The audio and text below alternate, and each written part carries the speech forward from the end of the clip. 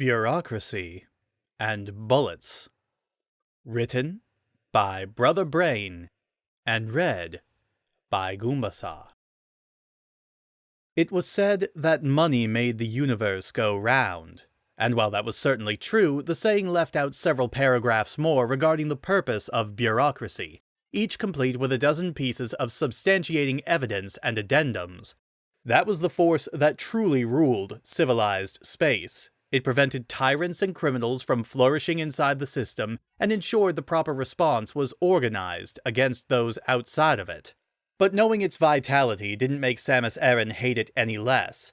She was currently in line in the waiting room of the Galactic Federation headquarters on Kesh.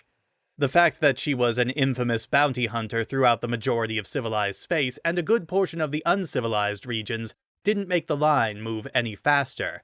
An hour of standing in line, and she had moved a total of 5 steps forward. She had counted. She sighed to herself and looked around impatiently. With her opaque visor and external sound muted, no sign of her impatience leaked out.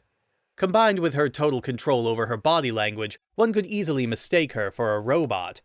She had made excellent use of these facts several times, cursing people out to their face while giving the outward impression of patiently listening. Samus occupied herself by studying the room. It was fairly standard, the metal walls and slit-like windows in order to ensure defensive viability in the case of an attack. The stone floors were unique though, probably the result of some extra money in the budget. Unornamented columns lined the walls, as did guards. The line led to a desk, shielded by reinforced glass, with a hatch to one side to allow approved visitors into the building proper. The architecture suitably analyzed, Samus decided to play How Would I Kill Them? She smirked to herself as she reflected on how many people would refuse to meet with her if they knew how often she played the game. Let's see, she pondered. They're in standard GF armor, so I could probably wipe half the room with one barrage of seeker missiles. Spin and drop to avoid return fire, charged plasma beam. She was jolted back to reality as her captive tried to pull away. The scrawny human had both hands bound behind him with energy cuffs, with a third strand connecting him to her wrist. Irritated, she yanked him back, the enhanced strength of her armor easily throwing him off balance. "Come on," the man whined.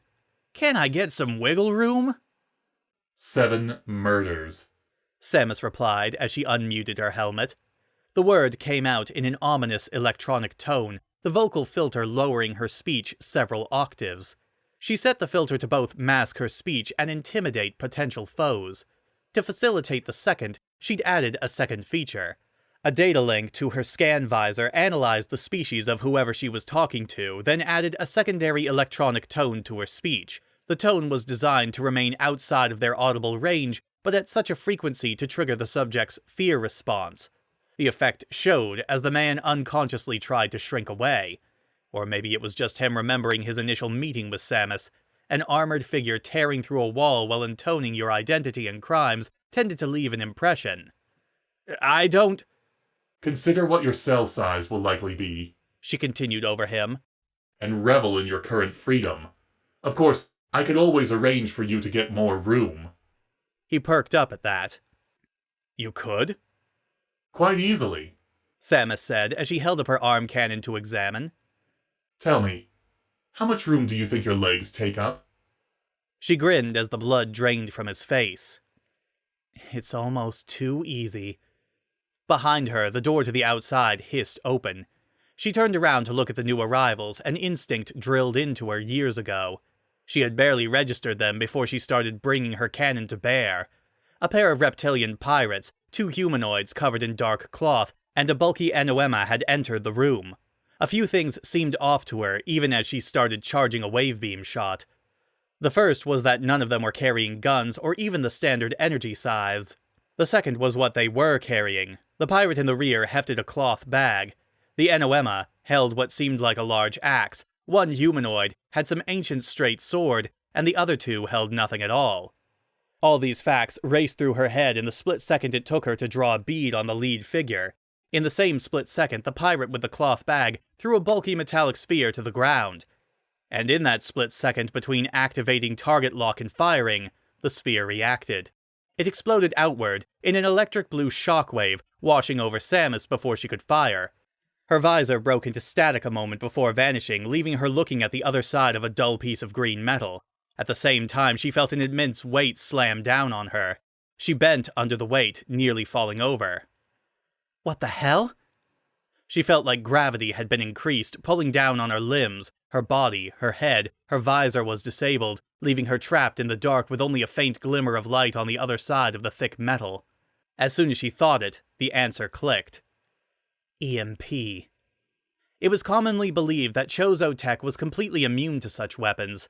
Samus knew that better than anyone, having started numerous rumors on the subject in order to deter anyone from trying them in the first place. The truth was, Chozo tech wasn't completely immune, just extremely durable. If one had the proper resources, one could build an EMP capable of crippling her suit.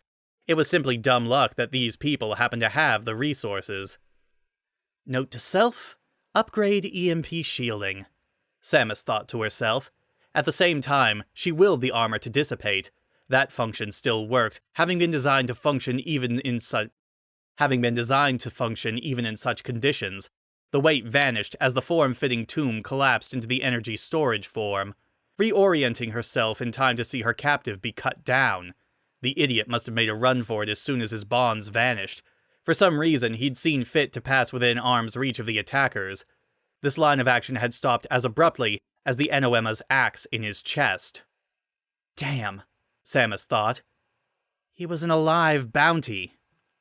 The group looked around the room and hefted their weapons, seemingly satisfied with their work. The room was dark, not even emergency lights active. The door behind them had frozen before shutting completely, leaving a peephole of sunlight in the darkened room. Along the walls, the guards slumped over, unable to simply dissipate their burdens, as Samus had. Even if they could, their weapons would have been useless. Samus looked behind her toward the desk. The others that had been in line had pulled back, pressing themselves against the wall. Some had some semblance of bravery, trying to keep a calm expression of producing a small knife, but most were simply trying to keep their distance from the threat. That left her as their sole line of defense. She sized them up quickly. She'd heard of groups like them in the underworld. Mufflers, professional assassins and thieves trained in ancient methods of combat. They would activate EMPs, then cut down their helpless victims using their primitive but unaffected methods. Of course, she thought as she eyed their weapons, just because their usual targets are helpless doesn't mean they don't know how to fight. Okay, what do I know? She looked over the two pirates. Space pirates. That means they have resources, probably explains the quality of the EMP. That also means they might not be professional mufflers, just a few pirates who got selected for the task. Her gaze roamed to the bag held by one in the rear. And I don't know what's in that. Wild card, always dangerous. Her gaze moved to the Enoema. Enoema, working with the pirates, might be enhanced. Seems bigger than the scientists, but not nearly Candon-sized. No fused armor either, probably only minor. She examined the axe. And that's not a traditional Enoema weapon. Probably chosen for brute force, which means he's got the strength for it, but not the training. Lastly, she examined the cloth-covered figures. All covered, so no easy hints to species. Biped, proportions, limb structure, hands. Signs point to something similar to human. Not specific, but enough to work with. One has a sword, but the other isn't holding anything. Means hidden weapon or hand-to-hand. So what can I guess? She thought as the first second after being freed from her armor passed. Pirates planned this with minimal training and a reliance on surprise. Possibly hired some actual mufflers for help. The pirate in the lead stepped forward. It made a noise that sounded like a cross between a gargle and growl before coughing out some statement in common. Humans, stand aside. And they somehow don't know I'm the hunter, Samus thought. This could go well. The pirate stood for a moment awaiting a response. When none came, it growled and stepped forward, pulling a combat knife from a sheath on its belt. Samus stood alone between 5 trained killers and a group of civilians. Her armor was shorted out, remaining functional just enough to vanish or appear. Her paralyzer would be similarly useless, as she'd never gotten around to carrying a knife of her own. The closest thing to a defense she had was a skin-tight flight suit, which would probably hold up to mean words before breaking. Faced with such odds, she made the reasonable decision. She charged. The pirate was taken aback by the sudden response. The delay was all Samus needed. It tried to stab her, but by then she was already too close. She effortlessly sidestepped the blow to stand outside its grasp, grabbed its wrist, and, turning to keep pulling it forward. As it stumbled forward under its own momentum, she lashed out with her leg, hooking around its ankle and pulling back away from its body. With its body being pulled in two directions, it succumbed to physics and fell onto its stomach, the knife skittering out of its hand. Samus was already moving as its compatriots moved to attack. The Anoema reached first, swinging the axe down in a swift and brutal overhead strike. Samus stepped to the side, allowing the axe to slam into the ground just beside her. Before her foe could pull the blade free from the ground, she was moving, stepping onto the axe and running up. Her enhanced muscles and sense of balance made the task look almost effortless, running up the shaft of the axe and the arm that held it. As she reached the shoulder, she used the movement of her opponent straightening up to try and react to enhance a leap, kicking it in the face as she did so. As her living springboard staggered back, she twisted in midair to avoid a swipe from the sword of its ally. The other humanoid mentally mapped her arc, then threw himself to the side as Samus tried to bring her foot down on his head. Her target gone, she continued on her path to the floor, landing in a crouch and immediately straightening her legs to capitalize on the initial spring effect of her muscles. Her actions had positioned 4 of her enemies behind her, leaving the pirate holding the bag exposed. She rapidly closed the short distance between them, aiming to take the wild card out of play. The pirate stepped away from her, but didn't seem to be urgent in its motions. As she was nearly upon it, Samus noticed a blur of motion from the humanoid who had dodged her landing. She turned and twisted, narrowly avoiding a blur of metal that cut through the air where her neck would have been. The humanoid was holding several small knives that she recognized as kunai. The weapons were favored among human assassins who wanted to avoid guns, and among those who wanted to look cool. As another blade cut through the air, Samus decided the humanoid definitely fell under the first category. Shifting targets, she ran towards the knife wielder, acutely aware that she was leaving her back towards the pirate with the bag. A flurry of knives flew towards her as she approached. Space pirates, who had reviewed the security footage of the hunter, were aware that she was far faster and more agile than she should be. What seemed like it should be an implacably advanced machine acted more like a dancer or a gymnast, dodging and avoiding as many hits as she powered through. That was nothing compared to this. Without the bulk of her suit to weigh her down, Samus moved with a lethal grace, always managing to be where the knives were not. The humanoid reacted desperately as his foe approached, avoiding every blade. Frantically, he gathered a cluster of blades in each hand and hurled them, aiming in such a way to force Samus between them. As before, she avoided the attack, but in doing so placed herself in the desired avenue. A single blade shot towards her, its throw masked by the movements of throwing the others. It shot through the air, twisting like a drill, the point aimed solidly at her left eye. In the tradition of modern replications of ancient weapons, the knife had been laser-sharpened to a monomolecular edge. It would pierce the eye, then the skull, then the brain, before punching out the back of her head. Or at least it should have. The tiniest hint of a grin crossed Samus's face as she noticed the blade, the enhancements to her physiology allowing her to notice the faint glimmer of light as it reflected from the blade. Quickly, far more quickly than she should have, she brought her hand up to intercept it. She knew the methods used to make such weapons, only an amateur wouldn't, so she didn't try to block it. She caught it instead. The knife wielder stared in mute shock as he realized that Samus had grabbed the knife by its handle as it flew towards her, stopping it mere millimeters away from her eye without flinching. His surprise was cut short when Samus whipped the knife back at him. He tried to twist away, hoping vainly to imitate the feats that he had seen her perform. The only thing that saved him was Samus's own inexperience with knives. His flinch, combined with his own mistakes, caused the knife to strike him in the shoulder rather than the throat. It buried itself up to the handle before being jammed into the dense bone and muscle. He screamed in pain as Samus ran towards him. He grabbed another knife in his good hand and tried to stab at her as she reached him. She deflected the blow almost contemptuously before twisting around him. As she moved, she grabbed the knife she had thrown and pulled it free. It left his body for a brief moment before she plunged it back in, stabbing him just below the armpit and dragging it down and back across his torso as she moved. The blow was carefully calculated, placed in such a way to intersect an artery on any of the species she suspected he was. She suspected correctly. He screamed again as red blood began to pour out of the wound. He was dimly aware of her pulling the knife out and moving away. He wavered and collapsed, his vision going dark. Soon he wasn't aware of anything. Samus moved away from the humanoid as he bled out as his allies reached her. The first was the other humanoid, sword swinging down in an overhead cut. In the split second, Samus read the body language. It seemed hesitant, uncommitted, like suspecting that she would dodge. Again, she went for the unexpected. Samus clapped her hands together on the blade, capitalizing on the lack of force by stopping it completely. Before the humanoid could react, Samus leaped into the air, maintaining her hold on the sword. She kept her body horizontal to the ground. She twisted in midair, twisting the sword along with her. At the same time, she extended her leg in a straight kick to the chest of her opponent. The twisting of grip, combined with backward force, tore the sword from its owner's hand. As her opponent staggered back, Samus landed on her feet and began turning back towards it. As she moved, she briefly considered the sword in her hands, but realized she wouldn't be able to bring it into combat position before she needed it. Instead, she twisted her hands as she turned to face her foe and threw it like a massive shuriken. The humanoid dropped into a crouch as the sword flew past, spinning end over end. As the sword hit the ground behind it, striking point first and remaining upright, Samus was already moving. Her hand seized the humanoid by the head, bringing her knee up to slam into its face. Already in a crouch, the humanoid wasn't able to avoid the blow.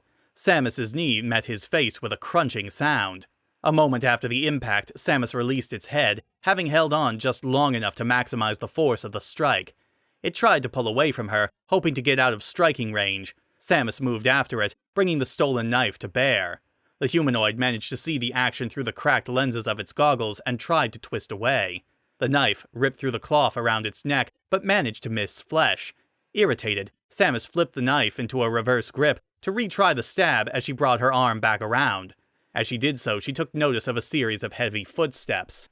Instead of striking, she dodged to the side, turning around as she did so. The Anoema's axe cut through the air where she had been. It managed to convert the downward momentum into a curved aim at her legs, having learned from last time. Samus jumped straight up as the blade swept beneath her, throwing the knife at the peak of her jump.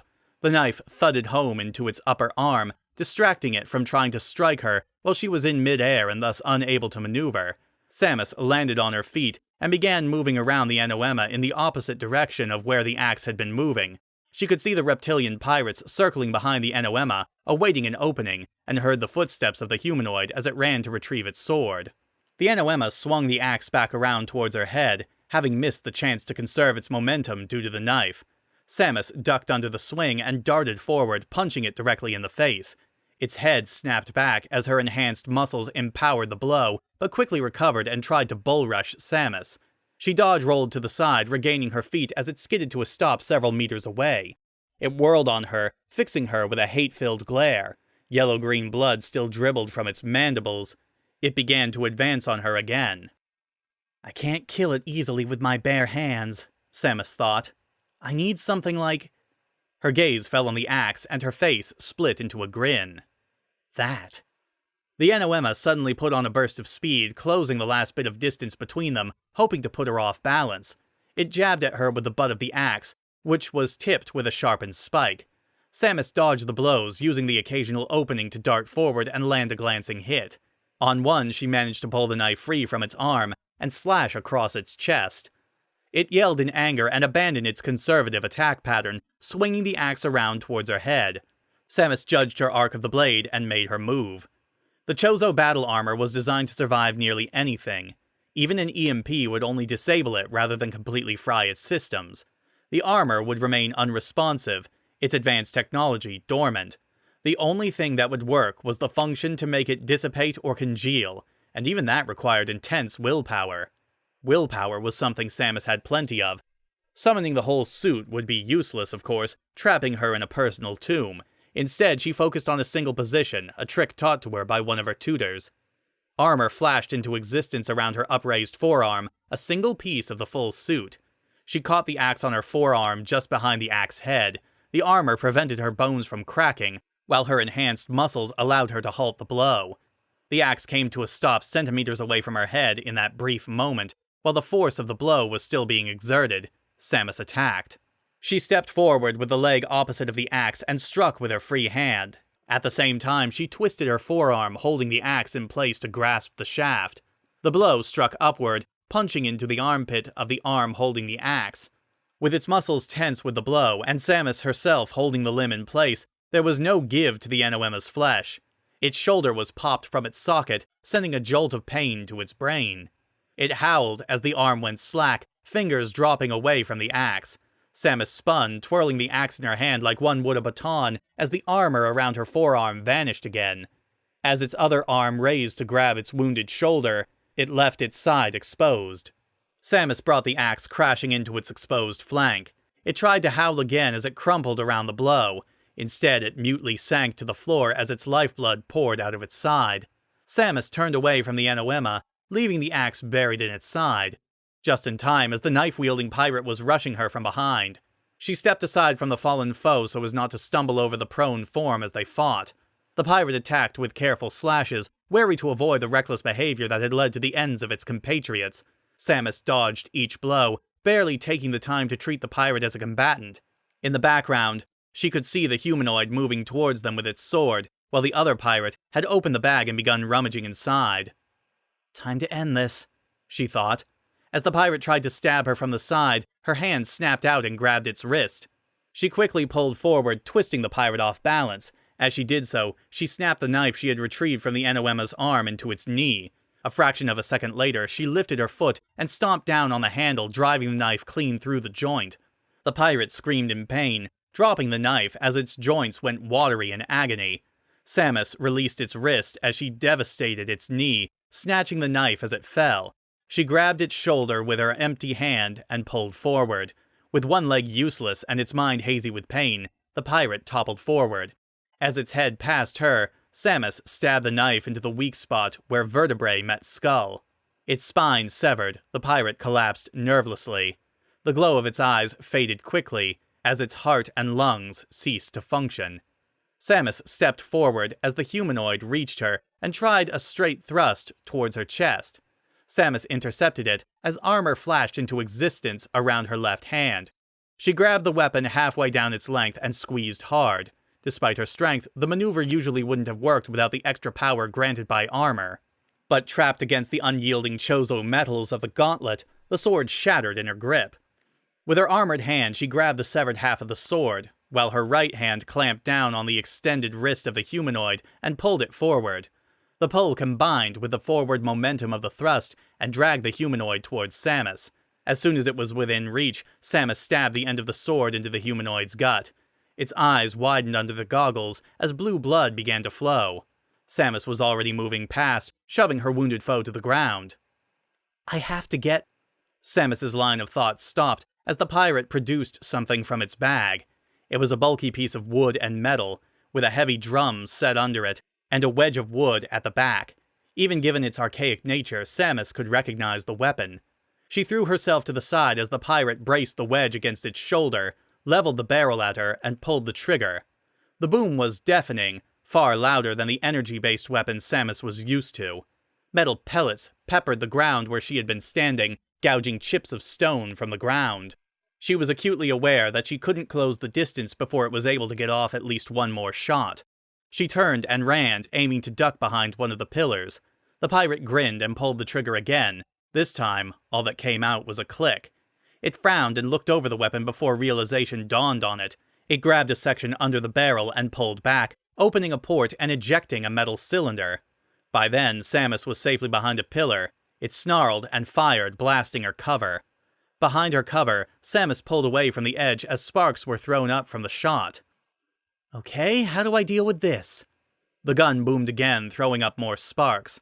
Beneath the sound, Samus could hear its footsteps as it moved forward, hoping to circle the pillar. I can't use full armor without getting trapped, but I can't just armor part of me and hope for the best. She listened to the gun boom again. Unless... She listened to the shot, then counted the time before it reloaded. Unless it doesn't matter if I'm trapped. She waited for the pirate to fire again, then made her move. She burst out from behind the pillar, but rather than charge the pirate head-on, she jumped towards the pillar, hitting feet first, nearly halfway up its length, and launching herself at the foe. The pirate's aim was thrown off by the sudden maneuver, preventing it from shooting her as she moved. Even so, it had enough skill to aim at her as she fell forwards. The boom of the gun sounded in the same moment as the flash of light. The pellets bounced harmlessly from Samus's armor. The sudden weight of the armor pulled down on her, lowering her trajectory, but it was already flashing out of existence. Samus hit the ground shoulder first, a meter before the pirate, turning the momentum into a somersault. Her feet hit the ground as she heard the sound of the gun being armed. She launched herself upward, one hand grabbing the gun and forcing the barrel up and away. The other hand struck the pirate in the throat with stiffened fingers, cracking the windpipe. As the pirate coughed and staggered back, Samus turned away from it, twisting the gun out of its hands. As she completed the turn, coming back to face it, she cracked the stock of the gun across its face. The blow, powered by the momentum of her turn and her own muscles, knocked it to the ground. Samus quickly reoriented the gun, bracing the stock against her shoulder. She aligned the barrel with the pirate's head, then thought better of it and shifted her aim. The shot nearly severed its leg at the knee. It screamed in pain and clutched at the wound. Then it froze as it felt the cold metal of the gun barrel press into its forehead. "I feel like we should have a talk," Samus said. The pirate didn't respond, gasping in pain. Samus watched him for a moment, then raised a boot and stomped on the wounded knee. The blood drained from the pirate's face, and it vomited from the pain. Samus quickly stepped back to avoid the puddle, noting several teeth in the pool. Apparently she'd landed a good hit with the gun. "Talk," she said coldly. The pirate briefly met her gaze, eyes clouded by pain. "In the shadow of Ridley," it choked out. "We are but ash." Nothing happened. Silence stretched between the two for what seemed like an eternity. "Interesting," Samus said quietly. "What do you know that you would try to kill yourself rather than talk?" The silence stretched again. The pirate broke it by releasing its knee and grabbing its belt. Samus moved too, taking one hand off the gun to grab at its hand and pulled out a knife. They wrestled for a moment as the pirate tried to bring the knife to its throat. After several seconds of frantic motion, Samus got the upper hand by kneeling on its forearm. With the free hand, she grabbed its thumb and wrenched back. The digit snapped like a twig, letting the knife tumble to the ground as it screamed. Samus grabbed the knife and tossed it out of reach. Unskilled with the weapon, forgot the EMP shorted out his suicide device. Not professional, just disposable for the mission. "Distraction," she whispered. She looked down at her captive, who had ceased struggling and was glaring at her. "Thank you for your help." She got up and looked around the room. Despite everything that had happened, her suit didn't have so much as a scratch. The others in the room were still clustered at the other end of the room, looking at her in amazement. She jerked a thumb toward the half-open door. "One of you go out and call for help." When no one responded, she pointed at someone at random. "You, go, now!" The being jerked in surprise, but ran to comply with the authority of her tone. She looked away and tried to remember the layout of the building. It should be standard design, but there's no power to the doors. Her gaze fell on something in the corner and she nearly smiled. At least some things never changed. Several levels above, the guards were nervous. An EMP had gone off in the lower floors a few minutes ago, and while they had been far enough away that their armor remained functional, it had still cut power to the building. One of their number was calmer than the rest. Standard operating procedure said they were supposed to continue guarding their objective, and that was fine with him. He would be happy to babysit a hallway while other people dealt with the problem. He stood with his partner on either side of the door. The door itself wasn't important, but he didn't much care. He could see a four-man squad round the corner at the other end of the hall. Like him, they were still following their standard routine, though he was willing to bet that they weren't as happy about it as him. As they moved down the hallway, one of them looked down another hallway. That was when she realized something was wrong. The hallway should have ended to the door with the elevator. Instead, it ended in a hole, edges still glowing with heat that opened onto the elevator shaft. "We have a problem," she said urgently as she leveled her gun at the opening. She didn't have time to elaborate before something tore through the weaker portion of the armor around her neck. She fell limply to the floor, the edges of the wound sizzling as heat cauterized it, and something tore through the group. Another trooper fell as he turned toward the noise, a gash melted through his visor. The next trooper had better luck, firing towards what he hoped was the threat. Most impacted the wall, but one vanished in midair. The flash of the impact briefly revealed their foe, the cloaking field flickering before re-establishing itself. It was roughly the size of a human, but hunched over. Dark gray armor with purple markings covered it from head to toe. with a single electric blue light set on the center of the forehead like an eye. One arm held a bulky device tipped in a trio of robotic legs that came together like a pyramid, while the other seemed to end in a sapphire blade. And then it was gone again, the guard who had shot it already falling to the ground as it moved forward and stabbed its blade into the gap of armor in the armpit, cutting through and frying his organs. The fourth tried to shoot it, but a haze in the air showed it was already gone. A flash of blue came from behind him, and he fell with a hole drilled in the back of his helmet. The guards at the door barely hesitated when they saw the last one fall mere seconds after the warning shout came, filling the hallway with bolts of energy. The attacker avoided every shot hidden by his cloak. Retaliation came quickly. A metal disc became visible as it left the intruder's hand, flying through the air towards the guards. It slapped onto his chest plate, one side magnetically attaching itself. As it connected, a trio of spider legs extended from its rim and clamped onto the armor. A moment later, electricity jolted through the armor. His weapon sputtered and died, and his visor degenerated into static. His partner hesitated for a moment as he fell to the ground. It was a moment too long. The attacker stepped out into the open as the gunfire faltered. His cloak winked off as he pointed the bulky device at the other guard, a small sphere of light forming at the peak of the limb. The thermal drill he had used to carve through the elevator doors activated as the remaining guard turned back to the hall. An orange beam shot between them as the pirate moved his arm in a small arc. The beam bisected the guard, continuing on to melt a furrow in the wall behind. The remaining guard attempted to push himself into a sitting position under the weight of his unpowered armor. Through the glass of his visor, he saw a foot step in front of him. The attacker stood over him as he tried to jump in surprise. He hadn't even heard footsteps. The pirate contemplated the helpless guard in this state. He wouldn't be a threat. Under his helmet, the pirate's lips curled into a cruel grin. He raised his energy scythe and stabbed the guard in the back. It halted for a moment, as if impacted by armor, then pushed through.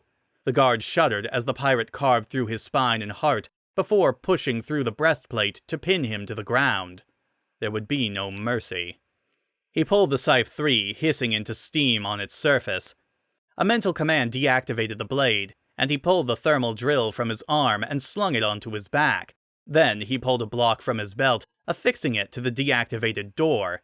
He retreated down to the hall to stand around the corner, then pushed a button on his bracer.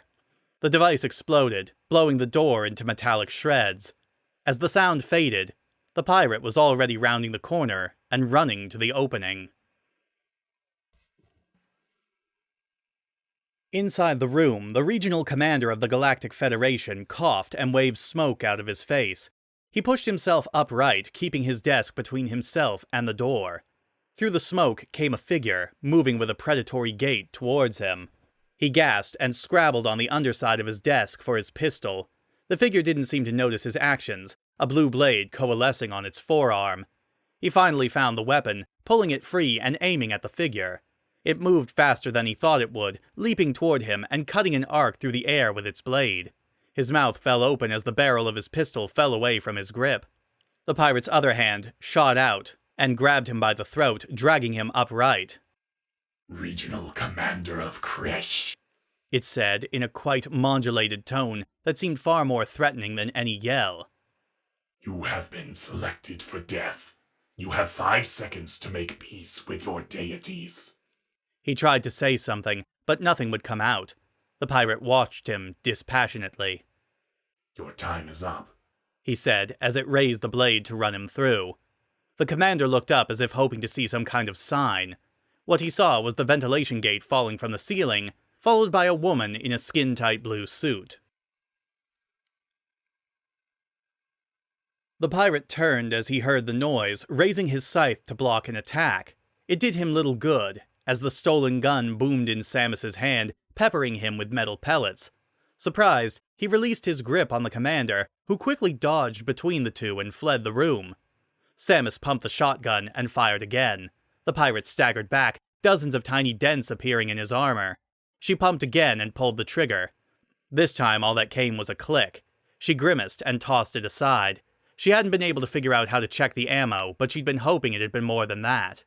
The pirate reoriented himself and turned towards her, the blue light of his helmet flickering.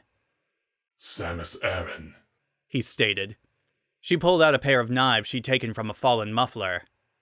Correct, she said, dropping into a combat stance. You have been selected for death. The pirate pulled something from his belt with his free hand. Samus peered at it. Oh shit, is that a pistol?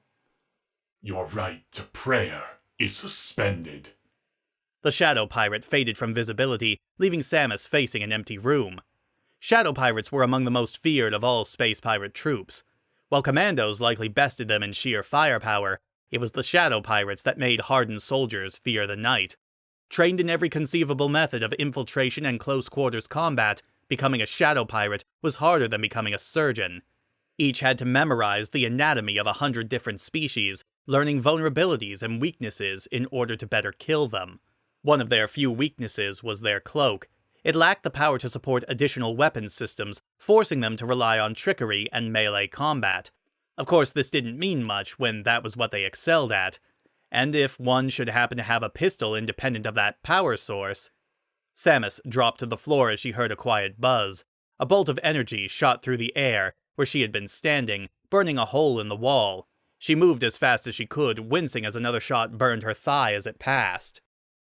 I can't win like this, she thought as another shot narrowly missed her. I need a game changer. She ducked behind the desk as the shreds of a plan formed in her head. She judged the angle of the shots, then threw herself against the desk. Please don't be bolted to the floor. Luckily for her, it wasn't. Though she wasn't as strong as she was in armor, she was still strong enough to shove the desk across the ground. It shot forward, sliding onto the metal floor before hitting something invisible. One side thudded to a stop, while the other kept going. Having established where the pirate was, Samus jumped forward, desperately hoping he hadn't moved far. Her hopes were answered as she collided with the pirate as he tried to rise. She quickly struck down, trying to keep him from bringing his weapon to bear while trying to judge the location of his head. Knowing she couldn't keep this up, she guessed and stabbed. The knife slid across the helmet for a moment before striking home in the blue light of the helmet. The optical sensor shattered as the knife pushed in, continuing on to prick the pirate's forehead before the armor surrounding it halted the blade. Samus leapt back as sparks appeared to shoot out of midair. The pirate quickly regained his feet, pulling the knife free and tossing it aside.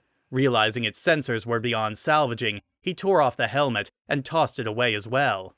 If he'd had the time, the pirate could have recalibrated his cloaking device to hide his head, even without the helmet.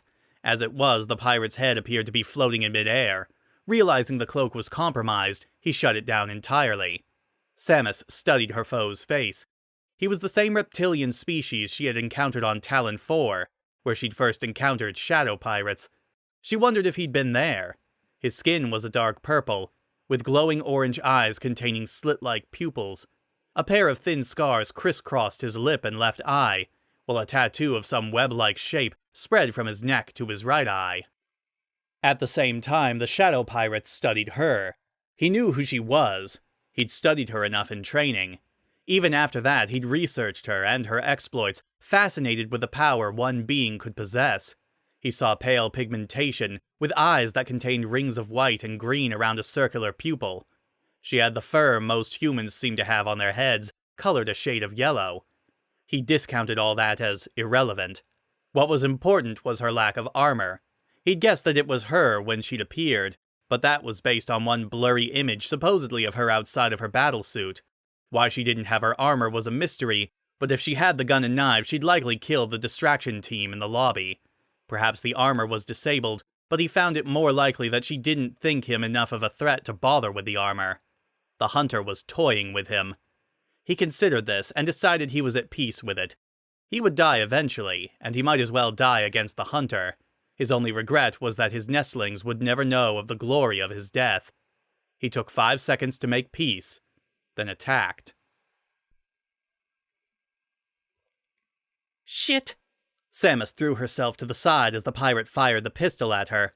The shots zipped through the air, burning a dotted line on the wall behind her as she moved. A few nearly found their mark, scorching through the ends of her hair. She snatched a paperweight off a shelf as she moved and hurled it toward the pirate. It flew through the air towards the pistol, aimed to knock it out of his hand.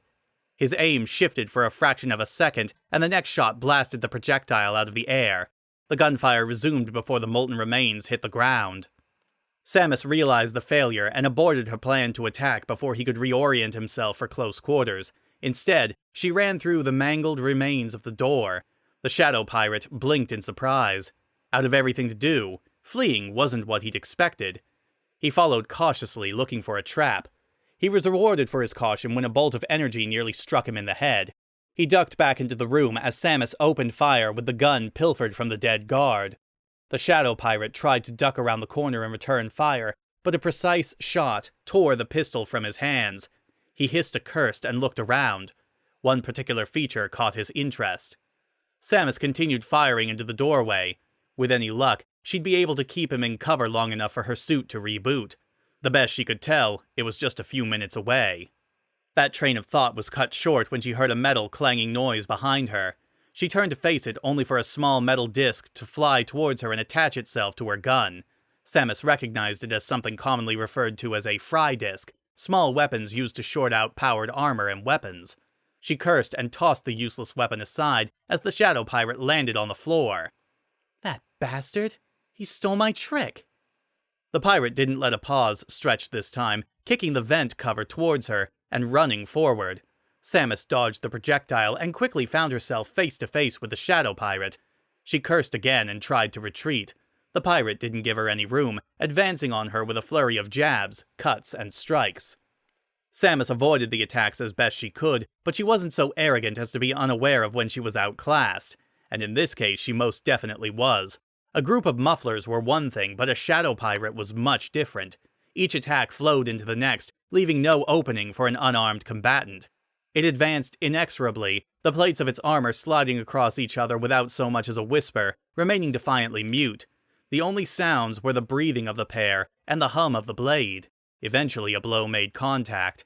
It wasn't serious, just a shallow gash across the forearm, but it was enough. The pirate hesitated for a moment in confusion, then continued to attack. Samus tried to counter, but against an enemy with superior equipment and training, she couldn't do much. Another blow cut across her shoulder, then another slashed across her stomach. None were serious, but they were enough to show the power balance of the fight. The Shadow Pirate attacked with even more viciousness, bolstered by his success. Samus gained another half-dozen wounds as she defended herself. In desperation, she waited for the pirate to stab forward again, then grabbed the arm and pulled it forward, allowing it to pass her. The pirate was prepared for such actions, and wore lightly powered armor, so it didn't have the same effect as it did on the mufflers. It was enough. She brought the stolen knife around in her other hand and stabbed it into the metal projector on the energy scythe. It wasn't enough to destroy it, but as it severed wires and cracked circuitry, the scythe automatically shut down to avoid causing further damage. Samus released the limb and stepped back as the Shadow Pirate pulled back its arm. "All right," she thought as she held the knife in a combat position. "Now let's see what you've got." The Shadow Pirate looked at her warily, then activated the energy scythe on his other arm. "Oh, come on!" Samus mentally complained. The Shadow Pirate resumed its attack. Once more, his superior weapon and experience in this kind of combat allowed him the upper hand over Samus. One blow nearly took her eye out, cleaving through the lock of hair hanging loose on the side of her face. Eventually, the Shadow Pirate managed to find an opening. Using the threat of the scythe to control Samus's movements, he managed to get her to twist her torso towards it, leaving her abdomen exposed. He moved swiftly, leaping into the air, and extending both legs to slam into her exposed side. The blow staggered Samus, but wasn't enough to knock her down. As the pirate landed, it moved towards her, grabbing one wrist as she overextended her arm to try and recover, and sweeping at her legs with his leg. The action managed to twist Samus off her feet, with the pirate elbowing her in the head for good measure. Samus hit the ground, rolling to face the pirate. Without a weapon, there wasn't much she could do. The pirate stepped forward, slamming a foot down onto her abdomen to hold her in place. He raised his scythe, then hesitated. "Well, shit," Samus thought as she prepared for the final blow. "Is he going to show mercy?" The answer was no. He steeled himself, then brought the scythe down towards her chest. Before it could make contact, Samus registered something she'd been waiting for. The scythe rapidly approached her chest, then stopped as a flash of light appeared between her and the blade. The pirate's eyes widened as her armor flashed into existence around her. Time froze for a moment.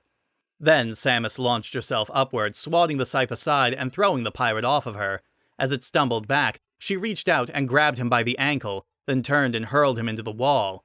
Her armor had finished rebooting. The shadow pirate hit the wall and slid down, already moving to stand. A plasma beam shot him in the chest as he stood halfway, burning a molten hole in his armor and chest. He looked up at her, then collapsed. "There it is," he thought as his vision faded to black. "I knew she would stop toying with me eventually." Samus watched the pirate as the glow in his eyes faded, then turned away. She didn't know what had prompted the pirates to strike here, but she did know one thing. There was someone she needed to see. The regional commander of Kresh stood outside the building, leaning against a police hovercar. One officer was personally attending, no doubt trying to pry a promotion out of this. Other officers were tending to the civilians that had managed to evacuate, while others were sweeping the building for the assassin. "Excuse me," a heavily modulated voice said from behind him. "I'm sorry," the officer said as he turned toward the speaker. "You can't just... what the hell?" The commander turned to see the figure clad in red and orange armor standing behind them, holding something in one hand. The only hand, he realized, as he took in the massive cannon that covered the right forearm. "I'm here for my compensation," the figure said. "What compensation?" the commander managed to ask. In response, the figure tossed what it was holding at his feet. It was the assassin, a massive glowing crater in its chest. "One shadow pirate," the figure said. 5 mufflers. It wasn't exactly easy, and I definitely didn't do it for fun." The officer stammered for a moment before clearing his throat. I'm sorry," he said. I'm going to have to ask you to..." The commander mutely waved him aside. If this figure had killed the assassin, it probably wasn't a good idea to argue. "Excellent," the figure said, clapping its hand on his shoulder. "Now, let's discuss how many zeros you're going to pay me."